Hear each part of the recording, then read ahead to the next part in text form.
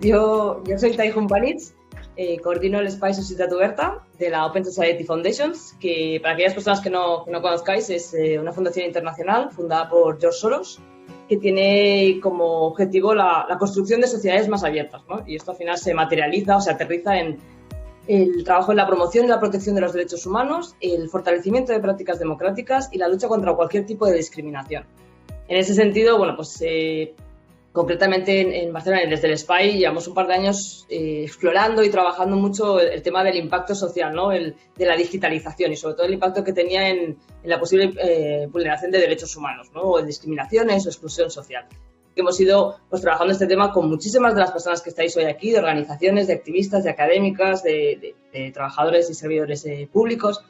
Entonces, bueno, también gracias por estar hoy aquí. El año pasado hicimos las primeras jornadas. Este año son las segundas que organizamos con la FEDE y con Enfosocial. Y sí que queríamos este año abordar una mesa específica para precisamente hablar del tema de, bueno, ¿cómo lo hacemos, no? O sea, ¿cómo diseñamos políticas públicas digitales?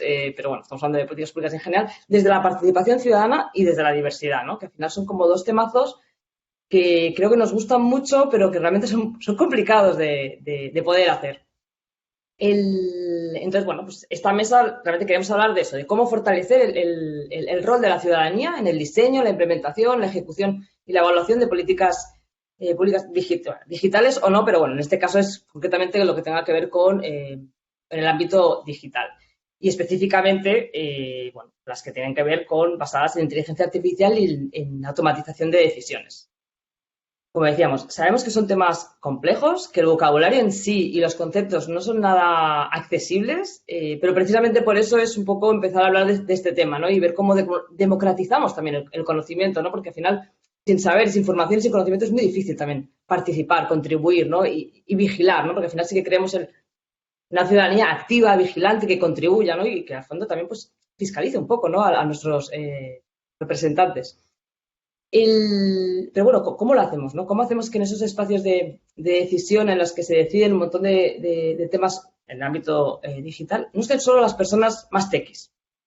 ¿Cómo hacemos para que realmente organizaciones lo venimos hablando toda la mañana, ¿no? Lo hemos comentado. ¿Cómo hacemos que las personas que expertas en temas de derechos humanos, expertas en temas de discriminación, de racismo o del contexto social, ¿no? Es decir, ¿cómo es la ciudadanía? ¿Cómo trabaja servicios sociales? ¿Cómo son los contextos estructurales que tenemos, ¿no? Un montón de colectivos que al final están, se dice colectivos vulnerables, no, vulnerabilizados, ¿no? O sea, empezar a cambiar también la narrativa. En este sentido, pues bueno, sí que quisimos invitar a algunos representantes públicos o servidores públicos o representantes de las instituciones, que en este caso, bueno, pues hemos invitado al Ayuntamiento de Barcelona y a la Generalitat de Cataluña, pues porque creemos que sí que están haciendo esfuerzos en ese sentido, ¿no? Queda mucho camino por hacer, pero bueno, hay pequeños pasos en esa línea.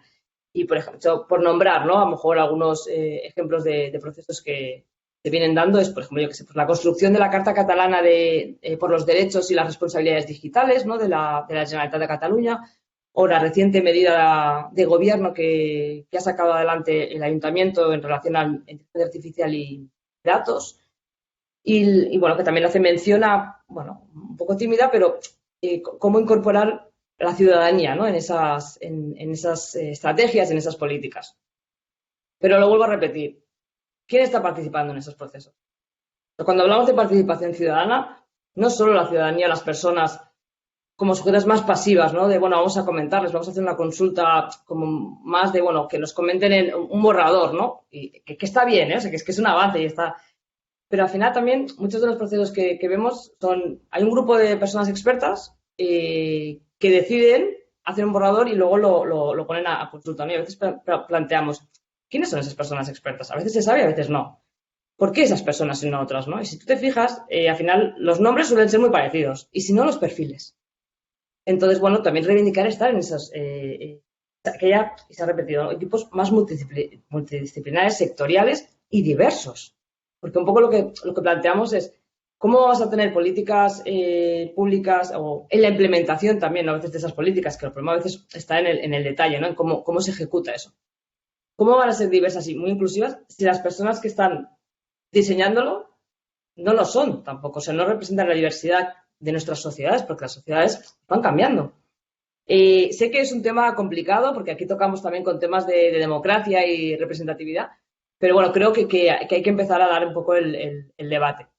Y hoy básicamente lo que queremos es empezar una conversación. O sea, no tenemos respuestas, no creo que nadie de los que vamos a estar aquí sabe exactamente todo cómo se podría hacer, pero sí empezar a invitar y decir cómo generamos esos puentes, cómo generamos que organizaciones expertas en temas sociales y de derechos también puedan estar de una manera contribuyendo, porque al final, y sobre todo hablando de inteligencia artificial, todo el mundo dice que es una revolución, que va a ser como la panacea a todos los problemas estructurales, ¿no? Y es un poco como, bueno, vamos a ver, ¿no? Vamos a cuestionar también, ¿no?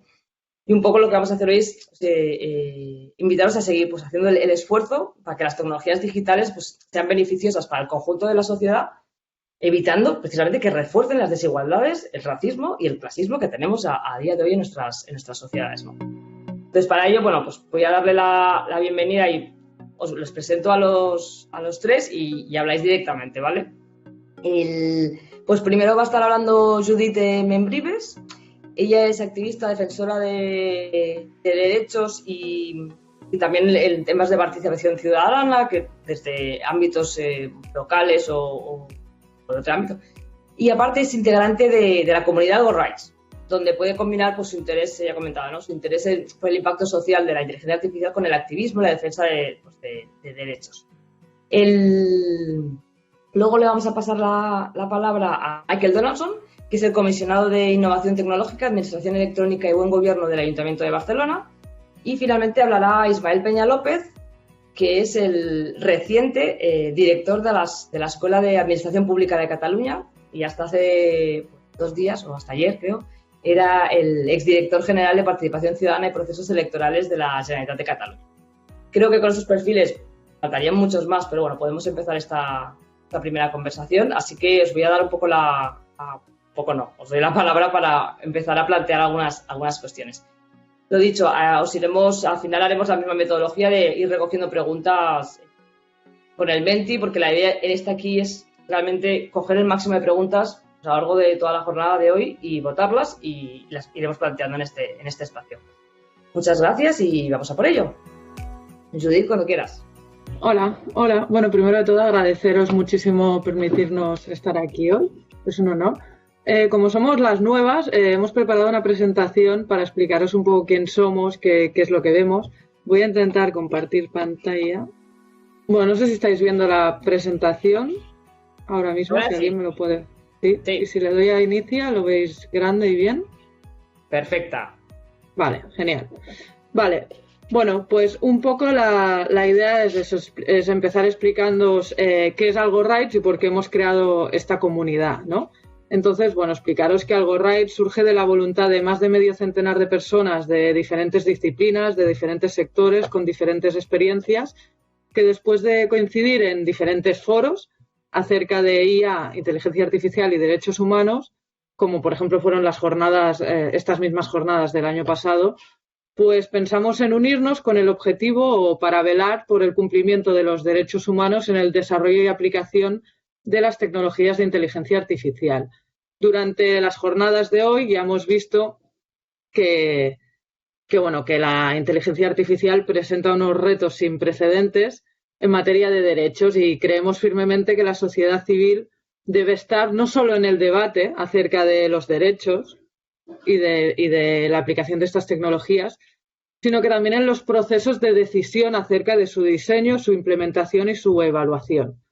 Para ello, nuestro objetivo principal es promover la democratización del acceso, creación y aplicación del conocimiento de la IA con un enfoque puesto en los derechos humanos.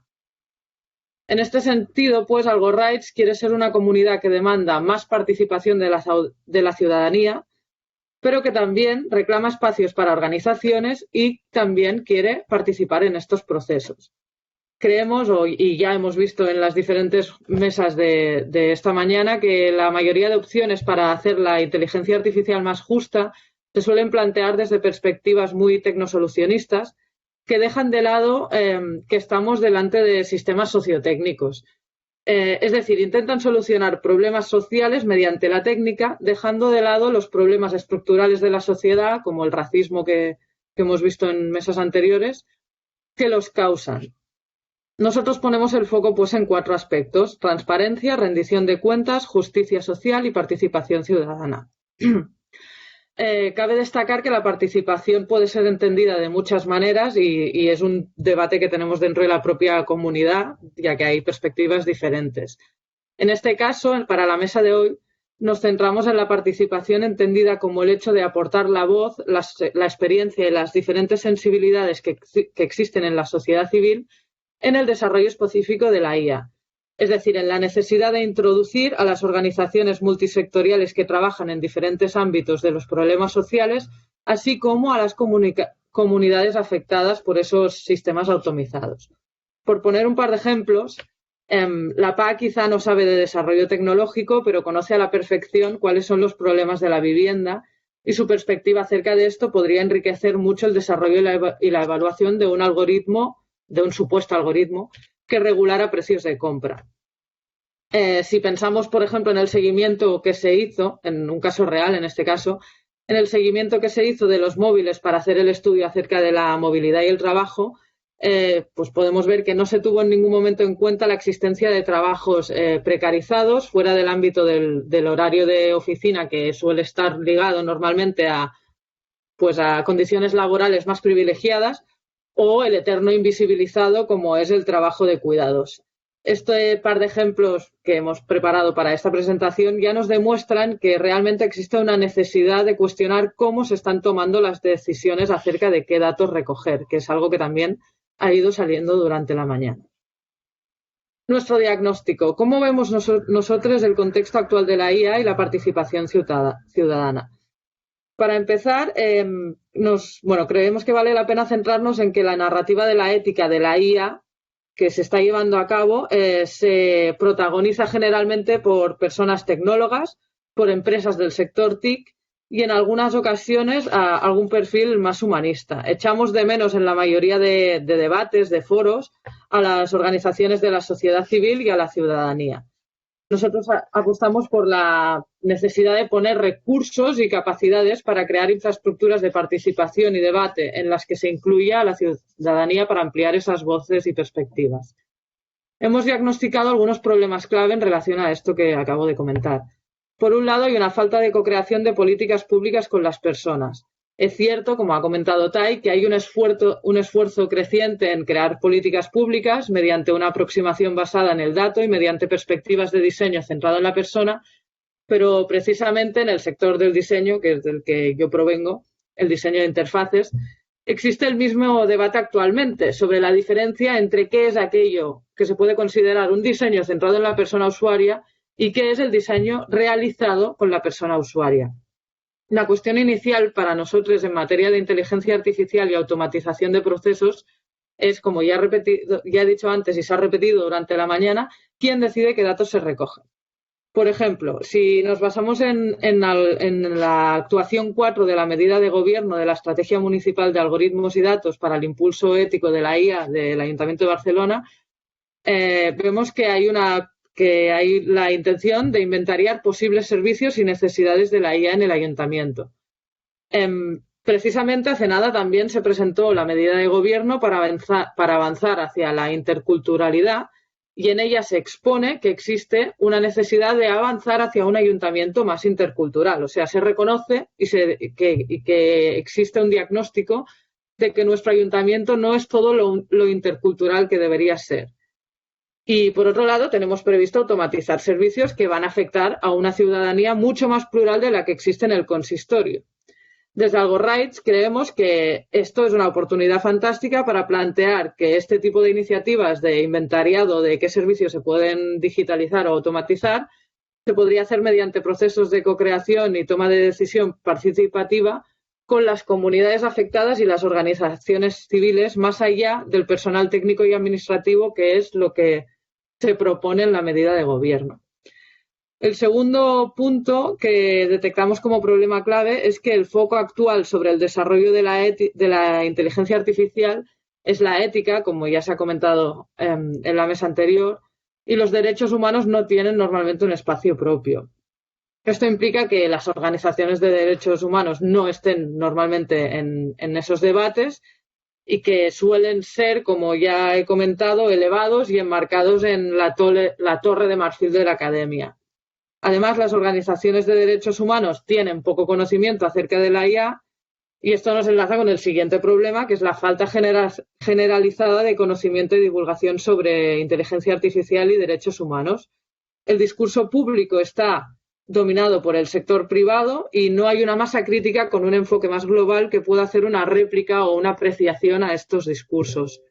Las narrativas acerca de la inteligencia artificial se suelen centrar en aspectos como los sesgos algorítmicos, por ejemplo, sin tener presente pues, la estructura sistémica que los genera, es decir, sin poner énfasis en la exclusión digital, en la lógica de la optimización, en la inteligencia artificial como mediadora de relaciones laborales, etcétera, que bueno, lo hemos visto muy bien en la mesa sobre la exclusión que ha habido esta mañana. En general no se cuestiona la necesidad de implantar sistemas de inteligencia artificial porque se da por hecho que existe una necesidad de automatizar procesos. Creemos que es necesario divulgar y comunicar para crear nuevos marcos cohesionados y compartidos acerca de la inteligencia artificial, así como fomentar el pensamiento crítico acerca del desarrollismo y el progreso asociado a la automatización. Frente a estos problemas, y relacionándolo más con la participación, ¿qué proponemos o qué reflexiones más que propuestas concretas traemos hoy? Bueno, por un lado, romper con la idea de que solo los perfiles tecnológicos tienen derecho a opinar y decidir acerca de la inteligencia artificial. Romper el marco de la tecnología ajena a nosotros y hablar cada vez más de sistemas sociotécnicos, como comentaba Javier antes, es decir, con sistemas que tienen impacto y que median socialmente. Por lo tanto, creemos que es súper necesario empoderar a las organizaciones civiles y a la ciudadanía para que se sientan interpeladas en la participación en estos debates. Por otro lado, creemos que las organizaciones civiles son las que ahora mismo son expertas y guardianas de los derechos y las que vigilan el cumplimiento de diferentes maneras. Por lo tanto, creemos que son agentes que deben liderar esa defensa en el ámbito digital y les decimos esto, si te hablan de código, tú háblales de derechos. Para ello, hay que entender que la brecha digital no es solo de acceso a la tecnología, sino que también de acceso al conocimiento y es necesario comunicar y divulgar para sensibilizar y fomentar esa interpelación que comentaba en el punto anterior. Por lo tanto, creemos por eso que no es necesario hacer clases magistrales con un enfoque muy técnico sobre el funcionamiento de la inteligencia artificial, sino que facilitar la comprensión de la influencia que tiene esta en nuestra vida diaria y orientar acerca de las posibles vulneraciones de derechos que pueden afectar a distintos colectivos, con el objetivo de concienciar y llamar a reclamar ese espacio en el debate y en la elaboración de políticas. Por último, creemos que es necesario buscar metodologías y espacios de participación que permitan a la ciudadanía participar en el desarrollo de estos sistemas sociotécnicos, viendo cómo se puede materializar esta participación en cada fase del proceso de creación de un sistema de este tipo, que ya ha comentado Sara en la mesa anterior, que así, de una manera muy simplificada, sería pues en la fase de ideación del modelo, de conceptualización, de modelamiento y entrenamiento, de implementación, de monitorización de resultados y que esto tiene que ser de forma iterativa, es decir, debe de ir continuando hasta la extenuación. Para ello, creemos súper relevante la necesidad de crear estructuras específicas y ecosistemas que fomenten esa participación, más allá de los buzones abiertos, teniendo en cuenta siempre las características, la diversidad y las singularidades que existen en cada comunidad. Para terminar, también creemos que en el caso más específico de la administración pública es necesario enfatizar, y lo hemos ido viendo durante las mesas de esta mañana, la necesidad y casi obligación, añadiría, de que estos sistemas deben ser abiertos. Para terminar, y enlazando un poco con la pregunta inicial, ¿por qué hemos creado AlgoRights? Desde la comunidad queremos enfatizar el mensaje de que lo que deseamos como comunidad es tender puentes para pasar a la acción en esta construcción de una inteligencia artificial más justa y más aliada de los derechos humanos. Y ya estaría. Y ahora cedo la palabra a Michael. Gracias, Judith. Estoy ya online, ¿no? ¿Entiendo? Sí, se te ve y se te oye perfectamente. Vale, gracias, Tai. Y mil gracias a Open Society SpyWare. Mil gracias por la invitación y por el acierto de la jornada. Aprovecho también, bueno, nos conocíamos virtualmente con Judith desde Twitter. Bueno, continuamos conociéndonos virtualmente porque esto es una pantalla. Pero bueno, aprovecho, Tai, para saludarte y a Ismael también. Y además para felicitarte por el nuevo proyecto, que bien seguro que saldremos todos bien beneficiados de este nuevo encargo, de este nuevo puesto que tienes, Ismael. Vamos a ver, pensaba estructurar los 10 minutos que tenía para intentar responder algunas de las reflexiones que introducía Tai. Y en todo caso sumarme, y además yo diría que de manera entusiasta, a todo lo que ha apuntado justo en la intervención anterior Judith y dando la bienvenida o el agradecimiento a que este tipo de organizaciones como Algo Rights existan, y espero que desde el Ayuntamiento de Barcelona podamos establecer colaboraciones y podamos trabajar a la hora de desarrollar nuestra medida de gobierno, nuestra estrategia sobre inteligencia artificial y la dimensión ética. Como comentaba, pensaba explicar, por un lado, cuáles son los objetivos de esta medida de gobierno, esta estrategia. Por otro lado, poniendo el acento y seguramente me repetiré, en esta dimensión ética que, insisto, que es la que apuntaba Judith en su intervención. Y por último, me gustaría hacer un apartado, una mención especial a la brecha digital y a cómo desde el Ayuntamiento de Barcelona estamos intentando luchar contra la brecha digital o en pro de la inclusión digital. Espero que no sea muy atropellado y que en 10 minutos me dé tiempo de pasar por los puntos más importantes o más interesantes desde el punto de vista como mínimo del Ayuntamiento de Barcelona. Lo sabemos todos, desde el 2020 vivimos una época de cambios. Hay un cierto debate sobre si era un cambio de época o una época de cambios. Disculpad, vivimos en un cambio de época. Es verdad que está lleno de cambios, pero lo que estamos viviendo es un cambio de era. La aceleración de tiempos que vivimos y especialmente la digitalización que ha supuesto la pandemia y el confinamiento ya no nos deja ninguna duda sobre este debate. Estamos ante un cambio de era, ¿no? Y algunos de los efectos de la digitalización o las consecuencias o de los potenciales, las posibilidades, pues creo firmemente que son muy positivos, pero a la vez también hay aspectos de la tecnología, de las disrupciones tecnológicas, de la digitalización, que también son negativos, ¿no? Y por tanto, desde esta estrategia, insisto, teniendo en cuenta las oportunidades y los peligros, hemos querido recoger esta reflexión, este contexto, y hemos querido también utilizar la tecnología como driver, la tecnología como instrumento, nunca como fin, para ir mejorando nuestros servicios públicos, mejorando nuestras políticas públicas, al fin y al cabo, para mejorar la calidad de vida de los ciudadanos y ciudadanas de Barcelona.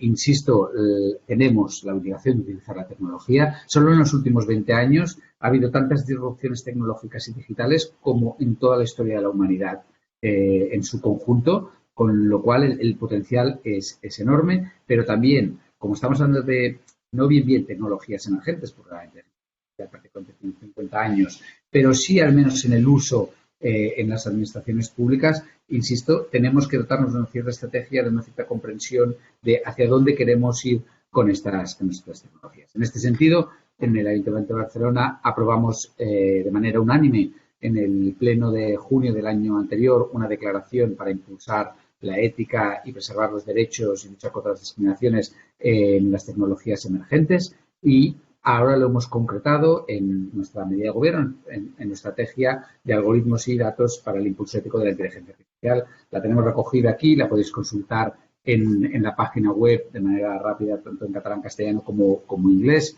en la página web del Ayuntamiento de Barcelona. El primer aspecto por el cual queríamos dotarnos de esta estrategia de utilizar la inteligencia artificial es porque, insisto, creemos que es una tecnología que puede permitir la mejora de nuestras políticas públicas, de los servicios públicos. Tenemos una oficina municipal de datos. Si le vamos introduciendo, si a esta gasolina le vamos introduciendo el motor que representan los algoritmos, estamos seguros que podemos llegar de una manera más directa, más eficiente, más personalizada y garantizar los derechos digitales y los servicios digitales. Partimos de un dato único, pero partimos de un dato que llama mucho la atención y es que prácticamente en el entorno Unión Europea un 30% de la ciudadanía que sería potencial beneficiario de las ayudas públicas no accede a estas ayudas por falta de conocimiento. Un 30%. Esto es evidentemente pues no solo una ineficiencia y una ineficacia de estas prestaciones, sino que las prestaciones de las ayudas públicas que lanzamos desde el Ayuntamiento en gran parte van a preservar el estado de bienestar, la calidad de vida, las necesidades de las personas y, por tanto, este 30% es un dato que nos tiene que de alguna manera preocupar.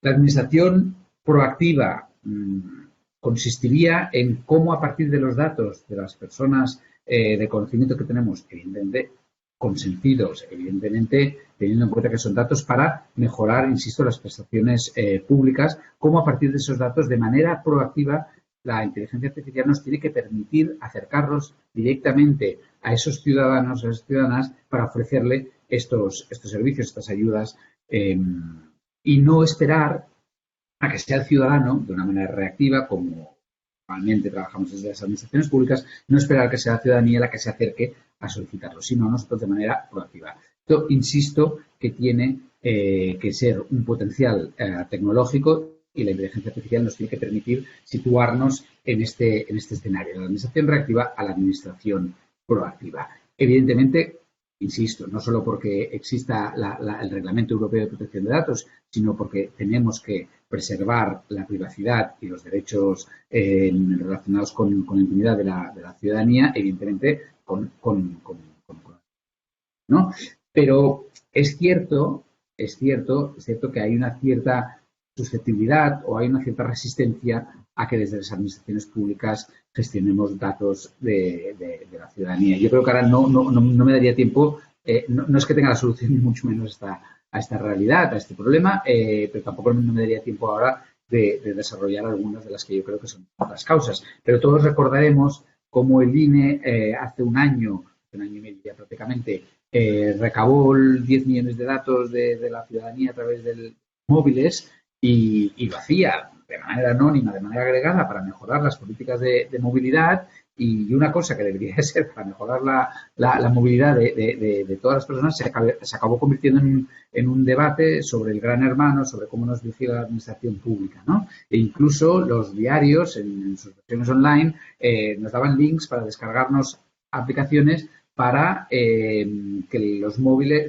las compañías de teléfono no pudieran acceder a nuestros teléfonos. Que evidentemente, cuando tú te descargabas esas aplicaciones, pues resulta que también estabas dando tus datos, ¿no? Es decir, damos nuestros datos a Google, a Facebook, a todas las redes sociales, pero cuando es la administración pública, para mejorar un servicio público, una política pública, pues es cuando aparecen los problemas. Es cierto, tenemos experiencias del mal uso de la tecnología, ¿no? Todos sabemos esas cajas de resonancia que crean Twitter y otras redes sociales que van en contra del detrimento de la democracia, del debate plural, del debate diverso, del debate respetuoso. Conocemos los escándalos de Cambridge Analytica en las elecciones americanas y referéndum del Brexit.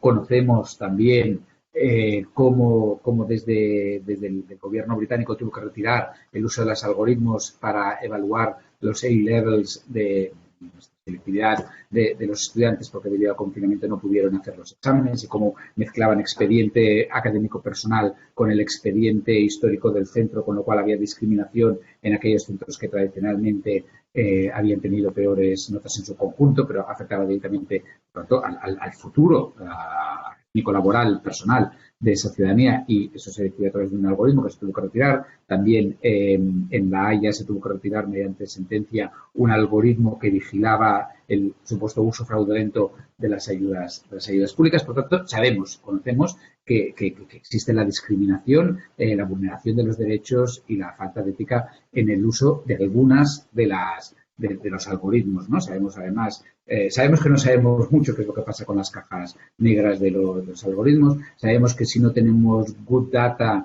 el big data no es suficiente, y es por eso que hemos implementado también una serie de medidas en nuestra medida de gobierno, en nuestra estrategia de gobierno, una serie de medidas para garantizar ya no tanto la dimensión ética, sino incluso la preservación de derechos. Y en este sentido aprovecho, Tai, para agradeceros vuestra colaboración, vuestra intervención cuando os reunimos conjuntamente con un conjunto de personas de la academia, de practitioners y también de la sociedad civil, que de hecho fue una aportación muy vuestra de no hablemos tanto de ética, sino de derechos, ¿no?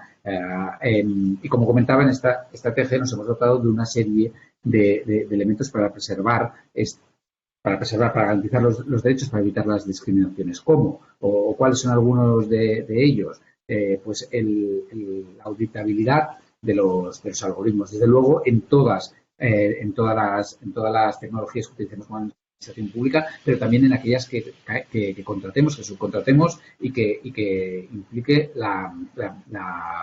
prestar algún servicio público. Tenemos también un registro público de algoritmos donde también se podrán ir consultando qué tipo de uso, qué tipo de algoritmos se usan para prestar para prestaciones de servicio público o de derechos. Vamos a dotarnos conjuntamente con el CIDOB, con Nueva York, Ámsterdam, de un observatorio de la inteligencia artificial urbana para ir también monitorizando cuáles son los potenciales, pero también los peligros. Vamos a dotarnos de un pacto ciudadano por el uso ético y la preservación de los derechos de la inteligencia artificial, al cual espero también ya no solo contar con Open Society, como ya hacemos, sino Algo Rights y cualquier otra organización.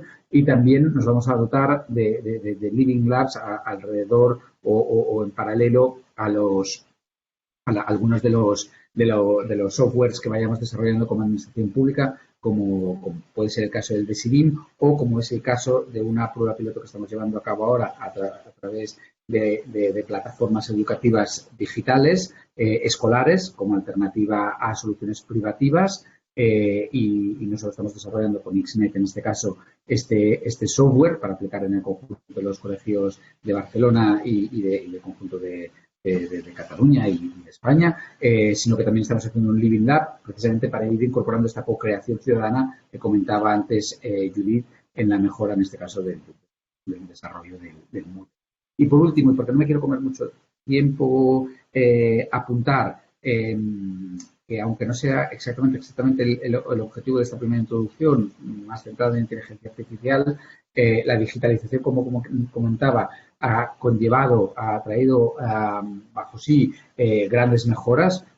Al día siguiente de la pandemia, bueno, al día siguiente del confinamiento, del estado de alarma, todos pudimos seguir trabajando, o la mayoría, todos no, ni mucho menos, pudimos seguir trabajando, y muchos también pudimos seguir las clases, las formaciones, etcétera, pero hubo una parte de la ciudadanía, y aún hay una parte de la ciudadanía no menor, que al haber esta gran privatización, esta gran digitalización, se han visto más excluidos, han entrado en esta brecha digital. Para ello será necesario incorporar, y si queréis hablar en el debate podemos hablar de algunas de ellas, nuevas miradas, nuevas maneras de abordar la brecha digital, porque, insisto, no es que se haya agrandado, sino que el problema se nos ha mutado, y necesitaremos nuevas políticas públicas para luchar contra la brecha digital si queremos hacer bueno el lema de que nadie quede atrás, y sobre todo si queremos que todo el potencial que representa Internet sea compartido por el conjunto de la ciudadanía y no solo por aquellos que se puedan permitir el acceso al uso, el acceso a los dispositivos y especialmente la alfabetización y capacitación digital. Tai, si parece bien, parece que ya me he comido los 10 minutos y lo dejo. Sí. Eso iba a hacer ya de Pepita Grilla para decirte que te estabas excediendo y le estabas quitando los minutitos a Ismael, ¿sabes? Entonces, nada, luego seguimos. Yo creo que habrá un poquito de tiempo las preguntas, sobre todo porque creemos importante en esta mesa intentar dejar más tiempo también para la gente, porque ya empieza a haber bastantes. Simplemente, ya de paso que he puesto el micro, recordaros a la gente que hay bastantes preguntas y que ir votando para escoger, bueno, pues las más votadas y de cara a hacérselas a él. Y adelante, Ismael. Muy bien, pues vamos allá. Gracias por tenerme aquí en doble función, como participación y como escuela de administración. Yo voy a tomar un rol un poco distinto de las compañeras porque me toca hacerlo distinto, no porque no discrepe con ellos, al revés. Estoy muy de acuerdo con lo que he dicho tanto Michael como Judith. Y yo me voy a venir arriba, voy a ir a lo macro, a lo grande, pero luego prometo bajarlo a lo práctico y a lo que ha hecho la Generalitat o lo que se ha enfocado, ¿no? Pero sí quiero ir al concepto, y el concepto, redoble de tambores, es el ecosistema de gobernanza pública, porque creo que vale la pena tomar un poco de distancia y, si tenemos de teorizar, ver a qué es a lo que vamos. Y sobre todo porque creo que es importante para entender después, cuando hablamos de inclusión total o de brecha digital, etcétera, que estamos hablando aquí. La idea esa de ecosistema que la estamos trabajando tanto en participación y ahora va a ser lo que me va a tocar impulsar dentro de lo que es la Escuela de Gobernanza de Administración Pública de Cataluña, es de que no contemplemos a la administración como unos señores que han ganado unas elecciones y están en la administración y lo deciden todo y de vez en cuando pues pasan el PDF a la ciudadanía para que firme o para que corrija las comas que no están bien puestas y luego se vuelven a casa y toman la decisión, sino como un conjunto de actores, de espacios e instrumentos, por tanto, algo mucho más distribuido, mucho más plural, de forma que todo el mundo toma decisiones que afectan a lo público cada día, desde la forma como llevas a los niños al cole, eso afecta a la movilidad, tanto o más que el propio arquitecto del ayuntamiento o el técnico de movilidad, hasta las cooperativas de agroconsumo o la gente que intenta afectar temas de leyes, ¿no? Pero la primera parte es esa, ostras, ¿cómo pensamos en todo el mundo que concurre a una política pública, aunque a veces lo hace de forma informal, porque es haciendo cosas, es aportando deliberación, es aportando diagnóstico, también diagnosticar es una parte más de la política pública, con lo cual la idea esta de ecosistema no se trata, insisto, tanto de ver, de mapear y que toda esta gente venga al Parlamento o venga al despacho de un director general, sino ver qué está pasando en todas partes, ver qué son los espacios, cuáles son los actores. Y ahí viene la parte complicada de cómo conseguimos que el monopolio de la toma de decisiones públicas que tiene la administración, igual que lo tiene de la violencia o de la creación de leyes, deja de ser un monopolio y se abre y pasa a ser esos recursos que tiene ese poder, pasa a ser una infraestructura, pasa a ser una plataforma sobre la cual otros actores operan, vamos a llamarle así, o toman decisiones y concurren en esa forma de tomar decisiones públicas. Prometo que luego lo bajo, que no va a quedar en esa teoría o en ese PowerPoint tan bonito de palabras que después no hay forma de bajarlo, ¿no? Pero esa primera reflexión, la administración o la toma de decisiones públicas no como una jerarquía, no como algo que pasa en las instituciones solamente, sino como un ecosistema que además muchas veces funciona en el régimen informal, en el no formal, en el extra representativo, en todo aquello que pasa afuera. Y insisto, lo que pasa en las escuelas cada mañana a las 9 de la mañana y cada tarde a las 4:30, eso es hacer política pública, la forma como te mueves, cómo vas, cómo dejas a los niños, cómo los recoges, cómo te organizas con otras familias para, pues ahora mismo estas fechas, si vamos a hacer un regalo al profe o a la profe o no, o cómo organizamos la fiesta final de curso, todo eso es política pública y afecta luego la vida del día a día y va a afectar la educación.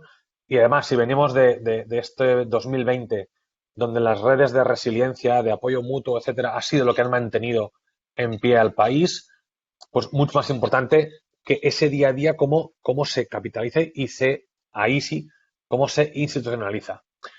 ¿Todo esto cómo lo hacemos? Pues la idea es ver cómo el ciclo de la política pública incorpora esta concurrencia de diferentes actores, de diferentes espacios, de diferentes instrumentos, por una parte delimitando en cada fase de la política pública qué va a pasar. Bueno, pues aquí vamos a definir cuál es el diagnóstico entre todos de cuál es el problema que tenemos. Porque el problema es muy distinto del problema de los desahucios, del problema de la gentrificación, del problema del turismo, del problema de la especulación inmobiliaria, del problema de los impagos, del problema de la ocupación. O sea, hablo de lo mismo, pero lo hablo desde puntos de vista distintos, ¿no? Entonces, bueno, cuando la idea de cómo delimitamos la política pública o qué es lo que vamos a hablar es, estamos en este punto, vamos a diagnosticar, vamos a deliberar, vamos a hacer propuestas, vamos a decidir y en cada caso vamos a decir bien claro de qué estamos hablando. Si es el problema, insisto, de la vivienda o es de la especulación, son dos cosas relacionadas pero pueden ser distintas. Segundo, que la administración incorpore lógicas deliberativas, es decir, para empezar, que entre departamentos hablemos, que a veces no es muy fácil y habréis visto estos días que se conforma el gobierno y no es sencillo ver cómo los distintos departamentos van hablando y van elaborando la política pública, ¿no? Insisto, política pública desde la deliberación o del diagnóstico hasta el final, hasta la evaluación. Pues, ¿cómo incorporamos esas lógicas deliberativas? Y aquí está Michael, que está en otra administración, y cómo las distintas administraciones deliberan entre ellas, que tampoco es nada fácil. 3. Cómo la actividad que pasa fuera de la institución se incorpora al ciclo de la política pública. Ahí tenemos 1000 instrumentos, procesos deliberativos, procesos participativos, consejos ciudadanos, asambleas ciudadanas, tenemos iniciativas legislativas populares, consultas no refrendarias, etcétera. Hay muchos instrumentos. Se trata de, en cada momento, con aquel marco lógico que nos hemos planteado, con estas lógicas deliberativas, ver cómo incorporamos eso. A partir de ahí, intentar que haya la máxima flexibilidad y obertura en la composición de los actores que van a concurrir. Vamos a hacer un grupo motor que sea el máximo de representativo. Y luego, al final, vamos a intentar que la administración se retire. La administración que tome el papel que toque en cada momento. Hay un momento que tiene que hacer una ley, pero igual en otro momento lo único que tiene que hacer es, perdonad la broma, poner las mesas, las sillas, los refrescos y unos aperitivos para que pasen cosas, ¿no? O un facilitador, o que ponga dinero, o que ponga información, como decía antes Michael y Judith también, ¿no?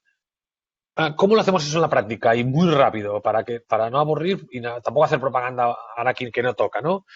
Por una parte, intentar articular ese ecosistema de gobernanza y que esos actores se sienten en la misma mesa. Ahora mismo tenemos en marcha desde hace 5 años la red de gobiernos transparentes, de la cual forman parte la Generalitat, las diputaciones y varios consorcios y asociaciones del mundo local para alinear estrategias. No se trata de que hagamos todos lo mismo o de que nos coordinemos del todo, sino que de forma distribuida sepamos que cada uno va a sumar por su parte, que cada uno va a aproximarse a distintos actores, el mundo local pues mucho más cerca del ciudadano, el mundo, si queréis, nacional o autonómico, como la Generalitat, aportando más infraestructura, pero la idea es que cada uno nos repartamos el trabajo y, insisto, sin un gran plan, sin una planificación muy cerrada, de forma distribuida sepamos que estamos sumando.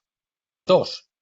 Una red una plataforma que se ha puesto en marcha hace apenas unas semanas, el Participa Catalunya.cat, que es para que todos los actores que trabajan en participación intercambien conocimiento, intercambien datos, intercambien información, vean qué acciones formativas formales o informales hay en el entorno y sobre todo que haya comunidades de práctica y de aprendizaje que trabajen juntas. No es un portal donde es ven y tú te apañas, rollo Foro Coches o Reddit, sino que tiene que ser un portal que haya personas dinamizándolo, que haya personas aportando esa información, que haya personas aportando metodología para deliberar, etcétera. Se apoya también la comunidad de SIDIM para que ese software, que no es solamente un software, que es una gran plataforma que permite emanciparse, que permite ese monopolio de la toma de decisiones públicas, que se abra, que se democratice. Entonces, se está apoyando a la comunidad de SIDIM para que precisamente haga eso. Ese software lo puede utilizar cualquiera. La administración, por supuesto, pero también una cooperativa de agroconsumo, una federación de vecinos, un sindicato o un partido político. Todo esto para acercarlo más al ciudadano, y ya entro con temas de brecha digital y acompañamiento a la gente que nunca va a participar porque nunca se siente interpelada, no se siente acompañada. Hay un proyecto que se llama Participa Lab que empieza este año. Estamos ya diseñando la parte participativa del portafolio de que se va a poner en marcha a finales de año, con la idea de que 1.500 equipamientos públicos que hay en toda Cataluña, bibliotecas, telecentros, centros cívicos, Fab Labs, etcétera, etcétera, etcétera, puedan incorporar una capa de innovación ciudadana, de innovación democrática, de participación online, de participación a secas. Es decir, cómo derivamos o declinamos esos equipamientos que ya existen, que tienen un contacto muy estrecho con los ciudadanos, muchos de ellos, insisto, con gente que nunca va a participar explícitamente en algo, pero que si están en el centro cívico y les invitan a participar, sí podrán hacerlo.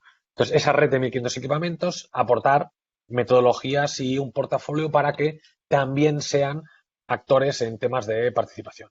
Y por último, 2 temas pequeños. Formación tanto a escuelas y al tercer sector social para democratizarse, para que las escuelas sean también una palanca de democratización y el tercer sector también democratice sus estructuras internas, especialmente aquellas donde trabajan con un público destinatario que muchas veces tiene que codefinir los servicios que va a recibir después. Lo dejo aquí como andanada grande de conceptos y de cosas y lo hablamos ahora. Muchas gracias. Pues muchas gracias a los tres. Creo que ha salido un montón de cosas. Creo que hay algunas reflexiones que responden a algunas de las preguntas, pero bueno, voy a pasar directamente a plantearos algunas preguntas que han surgido, ¿no? La primera es culpabilizar a las comunidades vulnerables por no participar activamente en los procesos de co-creación, dada su propia vulnerabilidad, a no ser que sea de forma profesional. Que esto entiendo que va ligado también, que es otro debate, decir, bueno, porque nosotros también hablamos de decir, bueno, tienen que estar las personas que se van a ver más afectadas en algunas de las políticas que surgen, y concretamente hablamos, por ejemplo, esta mañana, ¿no? Que vosotros no sabéis, pero hablamos de servicios sociales, ¿no? Que trabajan con colectivos y se reivindicaba que también necesitan estar esas personas que al final van a ser las que van a recibir esas decisiones, ¿no? Por ejemplo. Pero claro, muchas veces esos propios colectivos afectados son colectivos súper precarizados. O sea, entonces es como, encima, pedirles que tengan que participar, que tengas que tal. Entonces también se plantea, bueno, pues a lo mejor habría que empezar a pagar a las personas. Estos son debates o cosas que surgen, ¿no? También. Es decir, habría que empezar a pagar a lo mejor a las personas, porque participar es un tiempo. Bueno, es una pregunta que surge por ahí, que la enlazo un poco con la pregunta que ahora mismo está más votada. Entonces, bueno, yo creo que pues la voy a pasar esta, yo creo que vale la pena a los tres, porque es una mirada, bueno, creo que muy amplia y que probablemente nadie tenga una respuesta concreta, pero bueno, no sé qué os parece, quién quiere arrancar. No sé si Ismael, que te tenemos delante en pantalla. Chicos, voy a pedir un poquito de brevedad para intentar hacer varias preguntas. Muy bien, pues muy breve. En casa decimos que lo que no queremos es que la gente participe, que eso es un rollo y toma demasiado tiempo, para sorpresa de muchos, ¿eh? El tema es cómo incorporamos en el día a día a estas personas en el diseño. Y siempre pongo el mismo ejemplo, y mi madre está harta de que lo haga, pero antes hablaba de llevar a los niños al cole. Mis padres recogen a mis hijos 2 veces por semana en el cole. Saben dónde no tienen que ir para que no los atropellen por el camino, saben por dónde sí tienen que ir, saben lo que es lo que funciona y lo que no, saben el papel de los agentes de movilidad y saben lo bien que lo hace o mal que lo hace la policía municipal. Ir a hacer a mi madre al ayuntamiento o a un proceso de participación con post-its no lo va a hacer nunca ni se va a enterar, pero si hay alguien muy simpático y muy amable que con una metodología se presenta a la salida del cole y todas las abuelas junto con mi madre le explican todo, le queda claro meridiano lo que tiene que hacer el ayuntamiento en los próximos 3 años. Hago un poco de broma, pero creo que se trata de eso, de dónde están pasando las cosas, dónde está la gente deliberando, aunque en la definición canónica de participación lo que hace mi madre no lo es, pero es así. Mi madre toma acciones conscientes de hacer una cosa o no hacer otra, y eso es deliberar y eso es participar. Yo creo que hay que girar las cosas. La gente no va a ir a las instituciones, a veces sí, pero tenemos otros instrumentos para ello y tenemos que hacer al revés. ¿Y dónde está la gente? Suena fácil, no lo es, pero yo creo que se puede hacer. Bueno, yo estoy bastante de acuerdo con lo que ha comentado Ismael, que siempre hablamos de la accesibilidad, ¿no? De cómo pueden acceder estos colectivos más precarizados y que suelen ser los que están afectados además por la brecha digital, por el racismo estructural, por vulnerabilidades, por identidades de género. ¿Cómo podemos hacer que estos órganos de decisión sean más accesibles a ellos? Y lo que creo es que nosotros, como administración, o sea, vosotros, no yo, tienen que ir donde están ellos y ir allí. Hablamos mucho de hack labs o de o de órganos de decisión, por ejemplo, y hay mucha investigación acerca de cómo dentro de estas mismas estructuras se replica lo que pasa socialmente, que es que hay una serie de privilegios y una serie de situaciones interseccionales que hacen que se reproduce exactamente lo que pasa a nivel social en estos espacios que supuestamente son de participación y experimentación. Por lo tanto, estoy muy de acuerdo en que hay que dar la vuelta a la pregunta y no es que la administración se vuelva más accesible, sino que lo que estas personas y sus realidades, sus ecosistemas en los que se mueven sea la administración quien vaya a buscarlos. La verdad es que a mí me costaría mucho añadir, de acuerdo con lo que comentaba Ismael y tanto efectivamente. Antes comentaba lo de la administración proactiva, la política también tiene que ser proactiva, las instituciones se tienen no solo que abrir, sino acercarse, multiplicar todo tipo de metodologías, de canales, de espacios. Por eso que el Ayuntamiento de Barcelona ya hace 4 años lanzó el Decidim, que es también la puerta digital a la participación ciudadana, y ir buscando también esos espacios híbridos. Hay que ir allá donde está la gente, pero también hay que ir facilitándoles a nivel de tiempo, de dedicación, de compromiso, de niveles de...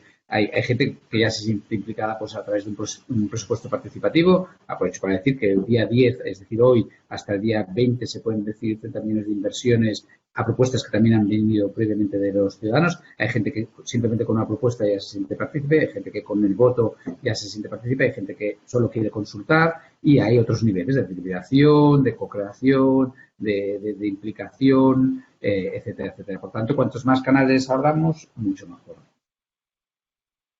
Vale, gracias. Voy a enlazar con otra pregunta que viene del público, de los que estamos hoy aquí, y que habla precisamente o sea, cómo se pone, qué estrategias de interpelación de la sociedad civil, organizaciones y comunidades se tiene pensado llevar a cabo para romper ese techo de cristal tequi. Entonces, aquí me explico, o sea, porque ahora mismo es verdad que nos hemos centrado mucho en participar en cualquier tipo de política. Y es verdad que hay algunas cosas que nos resultan mucho más cercanas, pues el ejemplo que preguntaba Ismael de los críos, para aquí, para allá, son cosas muy cotidianas, pero cuando empezamos a hablar de estrategia de inteligencia artificial, es como, bueno, pero esto de cómo hacemos para esas políticas que a lo mejor no son tan del día a día o que no las vemos como del día a día, que probablemente la gente no esté discutiendo eso en la calle. A día de hoy la gente no está discutiendo sobre datos o sobre inteligencia artificial o automatización de decisiones. Es como muy incipiente y es verdad que ahora mismo la narrativa está mucho más evidente del sector privado y sobre todo y administraciones. La ciudadanía está como un poco más atrasada ese aspecto. Entonces, un poco ¿cómo tenéis pensado? O sea, ¿cómo fomentar eso, ¿no? Es decir, como ese conocimiento para poder participar desde esas políticas un poco más techis o digitales. He reformulado un poco porque creo que va un poco por ahí también el debate de hoy concretamente, ¿no? No sé si ahí quizás sí que le pasó a uno de los dos. No tenéis que hablar los dos, ¿eh? O sea, que al final entiendo que hay muchas posturas que son comunes, ¿eh? Pero si alguno se anima, o Judith también, si quieres. Yo, si queréis, para romper, pero voy a decir que voy a repetirme con lo que he dicho antes. Creo que el secreto está en ver dónde está la gente y hacer llegar allí los recursos de la deliberación, de la participación. Un ejemplo de un pueblo aquí cercano del área metropolitana de Barcelona. La PA se estaba reuniendo en un ateneo cívico donde estaban pasando cosas y insistía el ayuntamiento en que la PA fuese a verlos al ayuntamiento, hasta que lo que hizo la PA fue mandar a un técnico a ese ateneo y seguir las reuniones y las asambleas de la PA. Es un ejemplo que incluso a la gente puede gustarle más o menos la PA, da igual, ahora no va del tema, sino del cómo, ¿no? ¿Tú qué es lo que tienes? Tienes la administración, pues tiene dinero, tiene conocimiento, tiene personas, tiene espacios físicos. Ostras, ponlos a disposición de que pasen esas cosas y cuando ya estén pasando, intenta ir tú, ¿no?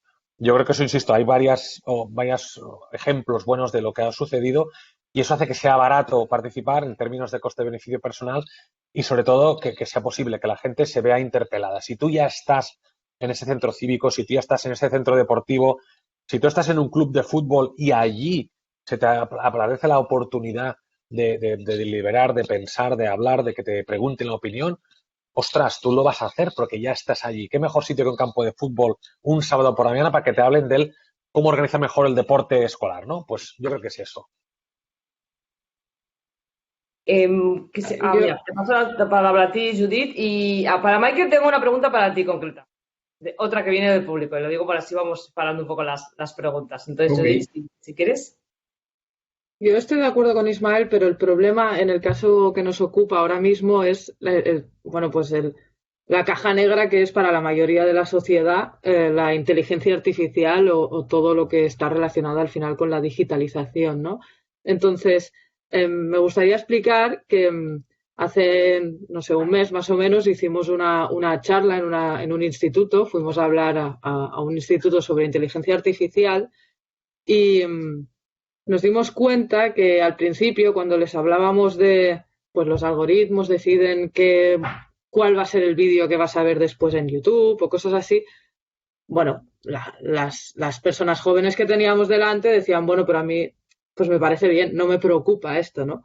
Pero en cambio, cuando les explicamos el ejemplo de lo que pasó el año pasado en Reino Unido con el algoritmo que decidió la puntuación final que tenía, no sé si conocéis el caso, que como no podían hacer lo que sería la selectividad aquí presencial y no tenían una infraestructura tecnológica preparada para llevarlo a cabo a nivel virtual, pues bueno, con un algoritmo decidieron las notas de los estudiantes. Y ese algoritmo replicó, para explicarlo muy brevemente, algún compañero seguro que puede puntualizarlo mejor que yo, replicó ciertas pues sesgos que ya existían o que existen en la sociedad. Y además hizo que escuelas que estaban en barrios específicos, pues la nota fuera más baja, las medias, etcétera. Los estudiantes salieron a la calle, se quejaron y ejercieron su derecho a la oposición en la calle y consiguieron que finalmente la nota que les daba ese algoritmo no fuera tomada en cuenta. ¿Qué quiero decir con esto? Que también hay que ver cómo o qué ejemplos usamos a la hora de explicar las consecuencias que puede tener la inteligencia artificial, y lo enlazo un poco con lo que decía antes, que no es necesario ir a hacer una masterclass técnica acerca de cómo recogemos los datos, qué datos hacemos a las escuelas o a los centros cívicos, sino simplemente explicar llanamente qué afectación puede tener en tu vida este tipo de automatizaciones. Y cuando hablas de casos que realmente los afectan, pues cuando hablé de esto fue cuando realmente me escucharon todos, pero ¿qué pasó al final, no? ¿Qué nota qué nota se quedó? ¿La del algoritmo o la que tenían? Entonces, bueno, sí que creo que cuando hablamos de inteligencia artificial hay que hacer un pequeño esfuerzo extra en buscar los ejemplos y las maneras de comunicar que realmente pueden acercarse a las causísticas y diversidades que vamos a tener delante. Ya está. Muchas gracias. Vamos a ir con la última pregunta, que va dirigida especialmente a Michael. Y preguntan, para Donaldson, ¿el registro de algoritmos incluirá el código fuente de los algoritmos en cumplimiento de su medida de gobierno sobre el código abierto y respetando el concepto de Public Money, Public Code? No sé si es muy específica o Sí. no, pero bueno, tiene como varias votaciones. Entonces, bueno, pues... Sí, no. Sí, no. A ver, la auditabilidad va a ser de todos los algoritmos. En el registro público también va a ser de todos los algoritmos. Y especialmente van a ser auditables los que tiremos adelante como Ayuntamiento de Barcelona. Sí, Public Money, Public Code es un principio que intentamos seguir o que seguimos las administraciones, pero también no voy a mentir, no lo cumplimos 100%. También tenemos proveedores privados, todas las administraciones, y también nos dotamos de esta infraestructura y conviven y tienen que convivir. Para nosotros lo importante, al igual que también se prestan servicios públicos a través de muchísimas empresas privadas, ¿no? Para nosotros lo importante no sería tanto eso, sino específicamente que cuando se esté prestando algún servicio público y máximo cuando vaya a tocar algunas de las esferas de los derechos, haya la máxima transparencia, que se pueda auditar, que se pueda entender, abrir esa caja negra y convertirla en la caja blanca. Para nosotros ahí es el centro del debate.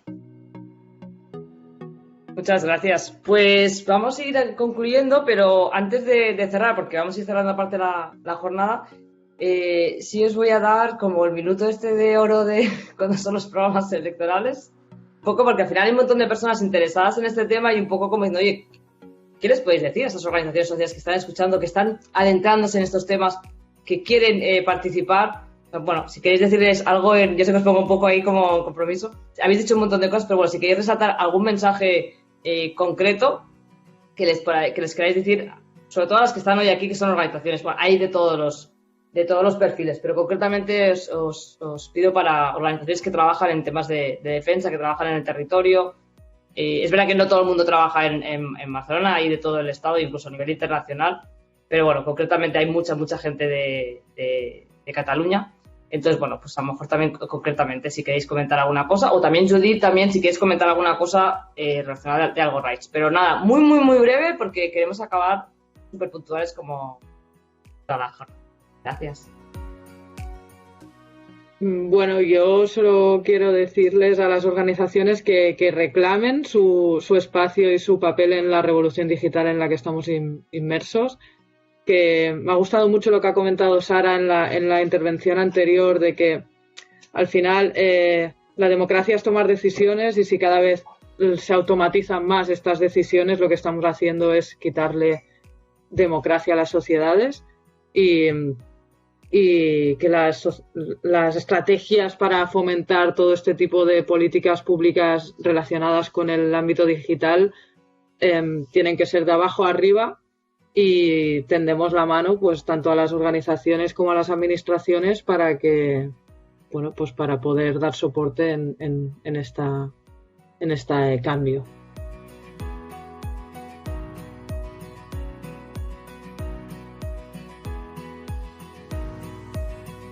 Michael o Ismael, si no cierro, o sea, no hay necesidad de, si queréis que ya está todo dicho, ya está, no hay ningún problema, es simplemente una cuestión de, oye, pues que a veces siempre hay que ese matiz, que no tuve la oportunidad, entonces yo simplemente digo, oye, hay opción, si no, vamos cerrando, y yo creo que ha sido muy rico.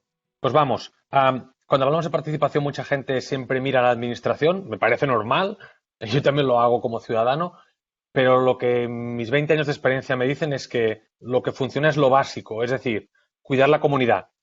La administración tiene que cuidar al ciudadano, pero la organización tiene que cuidar a sus bases, tenerlas informadas, tenerlas movilizadas y democratizarse a sí mismo. Yo creo que eso es lo principal. Más allá del contenido, de lo que vas a decir, si te giras hacia tu comunidad y la articulas bien, te va a ser mucho más fácil después llegar a la administración o al público en general. Pues yo voy a aprovechar, Tai, ya precisamente el foro que tenemos para explicaros que el 9 de julio lanzamos un proyecto piloto sobre brecha digital, que lo vamos a abordar desde la triple dimensión de la brecha: acceso a Internet, conectividad, acceso a dispositivos y, sobre todo, alfabetización y capacitación digital, que lo vamos a hacer de la mano de entidades de No Barris y de entidades del tercer sector que ya están luchando contra la brecha digital, que vamos a estar durante un año a partir de una evaluación ex ante y ex post para ver cómo empodera la tecnología, cómo transforma la vida de los ciudadanos, y por tanto va a ser un proyecto muy abierto, basado en el Instituto de Trinitat Nova, que además tiene la tecnología como vector, como hilo de, como vector de su pedagogía, no me sale la palabra, en fin, que va a ser una cosa abierta y que, por tanto, todos aquellos que queráis sumar, seráis más que bienvenidos. El 9 de julio hacemos esta presentación.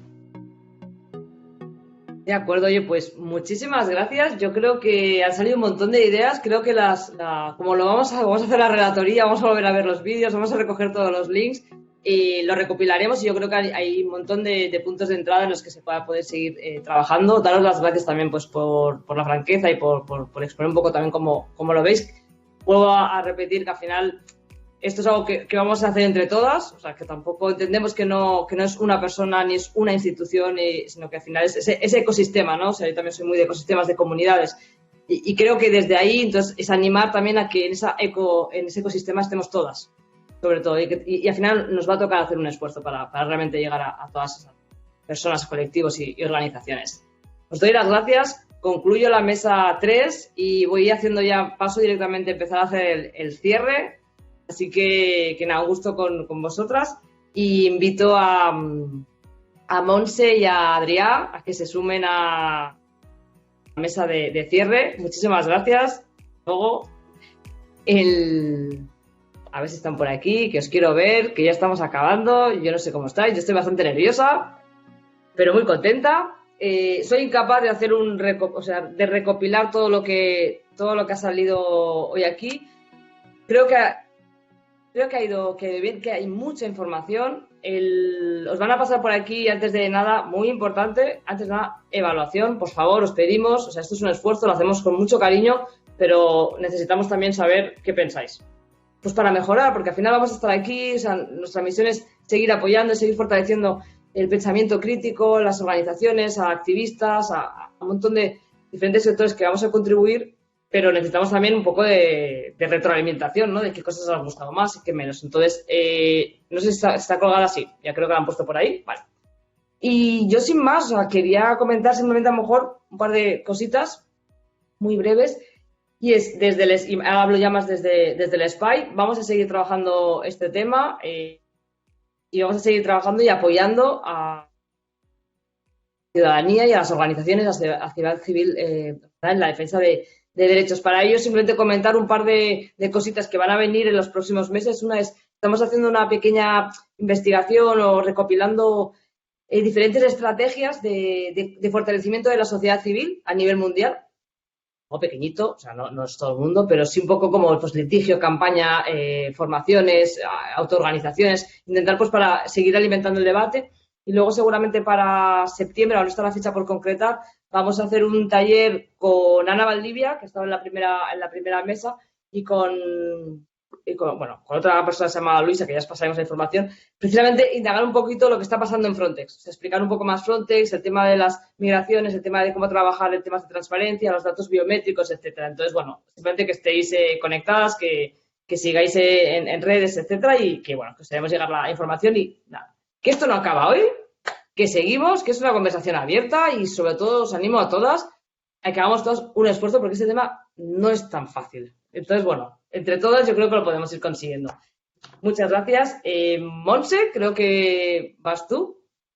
Sí, pues nada, yo insistir, yo también creo que a nivel personal ha estado súper bien y creo que ha funcionado muy bien y espero que en esas evaluaciones que tenéis que rellenar, por favor, pues que nos digáis lo que os ha parecido, lo que no os ha parecido, sobre todo para poder seguir trabajando y profundizando en todas estas cuestiones, porque la idea era, como ha dicho Tai, hoy solo empezamos, ya se empezó el año pasado, ¿no? De hecho hoy seguimos, pero queremos abrir muchos más espacios en nuestro caso y como plataforma de entidades.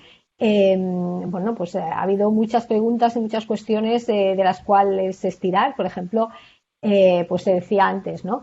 ¿Qué hacemos con las organizaciones pequeñas que no tienen recursos? Pues justamente yo creo que tanto la Taula del tercer sector como nosotros es nuestra gran preocupación y para eso trabajamos justamente, ¿no? Sí que en esta idea de abrir nuevas vías y nuevas maneras de trabajar, sí que hay un tema que yo creo que no ha sido lo suficiente, pero que nosotros tenemos muy claro, precisamente recogiendo esas palabras de Judith, ¿no? De reclamar nuestro espacio también en los espacios, en la revolución digital, como ha dicho ella, ¿no? Creo que cuando hablamos de recursos, también una de las cosas que nosotros ya estamos trabajando es el tema de la digitalización ética, pero desde el punto de vista de construir nuestras propias herramientas, ¿no? Y nuestras propias tecnologías, que es una cosa que hoy no ha salido, pero que nosotros ya estamos impulsando. Hemos aprovechado justamente la pandemia para invertir una parte de nuestros recursos en desarrollar tecnología propia de código abierto, justamente para que de manera coherente a nuestra filosofía, a nuestros valores, nuestros propios espacios sean espacios seguros, por lo que tiene que ver con los datos. Y que, bueno, pues efectivamente dependemos, es un tema complicado, es un tema que requiere recursos, pero que justamente como plataformas de entidades el trabajo colaborativo en muchos casos para las organizaciones pequeñas y medianas, no para las grandes organizaciones que tienen más recursos, es la manera de hacerlo, ¿no? Es la manera de empezar a abrir línea con todos estos temas que se puede hacer, que nosotros lo estamos haciendo y que la voluntad es hacerlo justamente para ponerlo a disposición de las entidades que no dispongan de recursos propios. En ese sentido, creo que es muy importante que hoy pues la Taula y nosotros estemos, ¿no? como plataformas colectivas del sector. Por lo que tiene que ver a las temáticas, teniendo en cuenta que nuestro paraguas es la justicia global, pues nuestras temáticas son todas las que tengan que ver con los derechos humanos, pero puesto que de manera especial trabajamos temas de cooperación y ayuda humanitaria, de migraciones, de educación también, se ha hablado de educación, ¿no? De educación para la transformación y el cambio social. Hay infinidad de espacios donde podemos abrir espacios sociotécnicos con nuestras organizaciones y ese es un poco nuestro reto, ¿no? Por supuesto, denunciar todas las vulneraciones de derechos humanos en todos estos ámbitos, pero poder hacerlo, como decía antes, de manera colectiva. Tenemos la voluntad de abrir en la propia Federación un espacio específico sobre todos estos temas, pero como ha también explicado antes Pepa en su mesa, ya de hecho estamos trabajando en temas de vulneraciones de derechos humanos de manera global. Tenemos una web que se llama Alerta de Derechos Humanos, donde ya estamos recogiendo vulneraciones de grandes empresas, vulneraciones de derechos humanos y digamos que le ponemos nombre a los responsables. Ahí sí creo que van a poner por ahí el link de la web. Ahí ya tenemos una serie de criterios por los cuales pues vamos monitorizando y fiscalizando la actividad de las grandes empresas en vulneración de los derechos humanos y todas estas cuestiones pueden ser perfectamente incorporadas. Y finalmente, pues como plataforma colectiva, y igual que estamos en otros espacios de las administraciones, para de alguna manera poder decir, porque que la voz de las organizaciones esté presente en la gobernanza pública, pues obviamente también en este tema haremos todos los esfuerzos posibles porque cualquier espacio, por reclamar esos espacios de gobernanza públicos, abiertos y con participación de las organizaciones, por reclamarlos y por participar, por supuesto. Y con esto acabo, solamente dar, por supuesto, las gracias a toda la gente que nos acompaña, que todavía hay 70 personas que nos están acompañando después de toda la jornada. O sea que muchísimas gracias a todas las personas que nos están acompañando y, por supuesto, a todos los ponentes, porque realmente ha sido interesante, útil y creo que nos da muchísimo pie a seguir trabajando, a abrir nuevos espacios, a seguir trabajando en las líneas un poco que tenemos abiertas. Muchísimas gracias a todos y a todas. Le damos la palabra a Adrià, ¿sí? ¿Se me escucha? Sí, ahora, sí. Vale, perfecto. Bueno, gracias, Monse, gracias también al SPY. Decir también que es mucha presión cerrar, digamos, después de tanto nivel, de tanto contenido, de ponentes y de todos los participantes y también de todos los asistentes, ¿no? De tener 70 personas que, como decíamos, han estado siguiendo el evento, daros las gracias, ¿no? Daros las gracias también al SPY por una cosa muy relevante que es dar voz, digamos, a las entidades de la sociedad civil que trabajan con las personas y sobre todo con personas en situación de vulnerabilidad. Así que, bueno, daros las gracias por darnos voz, sobre todo en entornos en los que normalmente no lo tenemos. En este sentido, y como decía Monse, hablando de brecha digital, ¿no? Tenemos muchas entidades, tenemos una brecha digital interna entre las entidades sociales, entidades que tienen una capacidad de desarrollo tecnológico mucho más grande que otras. Tenemos multitud de entidades pequeñas que de alguna manera encuentran barreras, ¿no? para aprovechar el potencial de la tecnología, ¿no? Y es muy importante crear espacios como este que nos permitan trabajar en red de una manera holística y que permitan a las entidades y a los y las profesionales perder este miedo a la tecnología, ¿no? Ver las oportunidades, pero también saber identificar los riesgos, ¿no? Una de las conclusiones que me llevo yo hoy, una de ellas es que es imprescindible para poder seguir avanzando en esta línea ofrecer formación, recursos y continuar haciendo incidencia en esta línea, ¿no? Porque al final la inteligencia artificial o las tecnologías TIC, al final de lo que se trata, y otra de las conclusiones que saco es que se trata de personas, ¿no? Que al final son personas las que están detrás y hemos de trabajar sobre todo para poner esta tecnología al servicio de las personas, ¿no? Para mejorar la calidad de vida, sobre todo de aquellas personas en situación de vulnerabilidad, ¿no? Entonces, aprovechar ese potencial de la tecnología, pero siendo conscientes también de los peligros que puede llevar, ¿no? Digamos. Bueno, sin más, y por no extenderme siendo la hora que es y todo, agradeceros a todos que nos acompañéis. Como dice Monse, este es un camino que empezó el año pasado, que sigue y que esperamos seguir construyendo. Por lo tanto, que esperamos poder volver a veros y también, bueno, dejaros un par de puntos al final también, que es que, bueno, como decían, hemos dejado en el chat un formulario para recibir vuestros inputs y saber cómo podemos mejorar o en qué línea podemos seguir caminando. Que en breve también os haremos llegar una relatoría sobre todo el evento. Y bueno, que estoy acompañado también de los vídeos de las sesiones y de todo el evento. Y nada, con todo esto agradeceros a todos que nos hayáis acompañado y a todos los ponentes por compartir vuestras experiencias y conocimientos.